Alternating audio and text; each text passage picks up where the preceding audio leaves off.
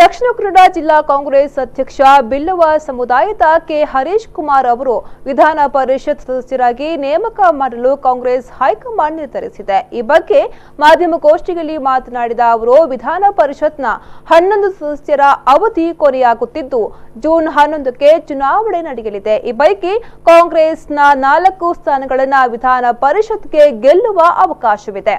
4 ಸ್ಥಾನದಲ್ಲಿ 1 ಸ್ಥಾನವನ್ನ ನನಗೆ ಒದಗಿಸಿದ್ದಾರೆ। ಅವಕಾಶ ಒದಗಿಸಿಕೊಟ್ಟ ಸೋನಿಯಾ ಗಾಂಧಿ, ಅಧ್ಯಕ್ಷರಾದ ರಾಹುಲ್ ಗಾಂಧಿ ಅವರಿಗೆ ಮತ್ತು ಕಾಂಗ್ರೆಸ್ ಪಕ್ಷದ ಮುಖಂಡರಿಗೆ ಅಭಿನಂದನೆಯನ್ನ ಸಲ್ಲಿಸಿದರು।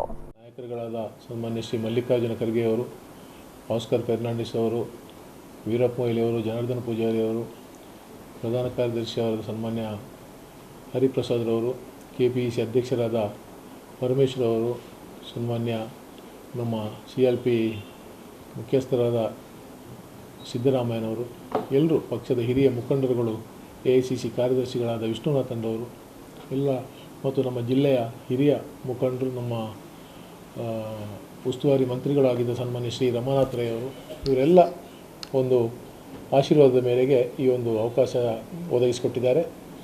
ಸುಮಾರು 39-40 ವರ್ಷಗಳ ಕಾಲದಿಂದ ಕಾಂಗ್ರೆಸ್ ಪಕ್ಷದಲ್ಲಿ ನಿಷ್ಠಾವಂತನಾಗಿ ಕೆಲಸ ಮಾಡ್ತಾ ವಿವಿಧ ಸ್ತರಗಳಲ್ಲಿ ಕೆಲಸ ಮಾಡುವ ಅವಕಾಶ ಕಾಂಗ್ರೆಸ್ ಪಕ್ಷದಲ್ಲಿ ಸಿಕ್ಕಿತ್ತು। ಇವತ್ತು ಒಂದು ವಿಧಾನ ಪರಿಷತ್ತಿಗೆ ಹೋಗುವಂಥ ಒಂದು ಅವಕಾಶವನ್ನು ನಮ್ಮ ಕಾಂಗ್ರೆಸ್ ಪಕ್ಷ ಒದಗಿಸಿಕೊಟ್ಟಿದೆ।